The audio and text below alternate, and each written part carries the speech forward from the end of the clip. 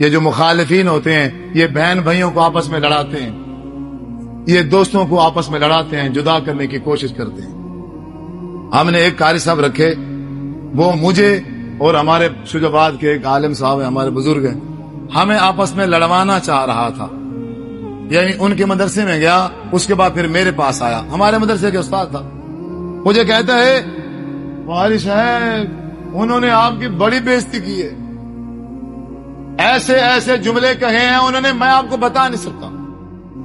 اور میں نے کہا چلو کوئی ایک تو بتا دو، بس میں نہیں بتا سکتا، بڑی بےزتی کی ہے، فلاں کر دیا، یوں کر دیا۔ میں نے کہا بیٹھ جاؤ دفتر میں، میں نے کہا بیٹھ جاؤ، میں نے اسے بٹھا دیا، نمبر میرے پاس تھا، میں نے موبائل نکالا، میں نے نمبر ملا دیا، میں نے کہا بس اب یہی رہ گیا ہے، آپ نے میری بےزتی کیوں کی ہے؟ آپ نے ہمارے قاری صاحب کو میرے بارے میں کیا کہا ہے؟ اس نے کہا کچھ بھی نہیں کہا، بالکل ایک لفظ بھی نہیں کہا۔ میں نے کہا یار کیسے کہہ رہے ہو، قاری صاحب میرے پاس بیٹھے ہیں۔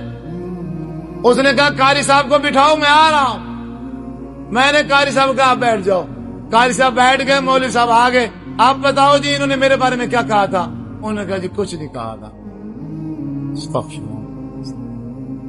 اتنی سی دیر لگتی ہے، لیکن آپ میرے بزرگ ہیں، آپ میرے بھائی ہیں، جب بھی کسی کے خلاف بھی کوئی بندہ آپ کو اگر کوئی بات کرتا ہے تو اس کی بات ماننے سے، تسلیم کرنے سے پہلے کیا کرنی ہے؟ تصدیق کرنی۔ اگر شرعی بات ہے، شریعت کا کوئی مسئلہ ہے، اگر آپ کو اس ممبر پر کھڑے ہو کے کوئی عالم، کوئی مولوی اگر آپ کو بتاتا ہے، آپ نے اس کو تسلیم کرنے سے پہلے، اس کو ماننے سے پہلے کیا کرنی ہے؟ اس کی تحقیق کرنی ہے، اس کی تصدیق کرنی ہے، اس کا حوالہ چیک کرنا ہے۔ وہ بھی جدید دور ہے، وہ بھی اب اسی کے ذریعے سے سب کو ہو جائے گا۔ آپ چیٹ جی پی کو کہہ دیں گے کہ مولوی صاحب نے آج یوں کہہ دیا ہے، وہ آپ کو بتا دے گی کہ اس نے کہاں کہاں سے اور کیسے کیسے کہا ہے۔ اتنا آسان ہے۔ میں حیران ہوں پھر بھی لوگ تحقیق نہیں کرتے، پھر بھی لوگ تصدیق نہیں کرتے۔ آج تو یہ بھی بتا دیتا ہے کہ یہ ضعیف ہے یا صحیح ہے،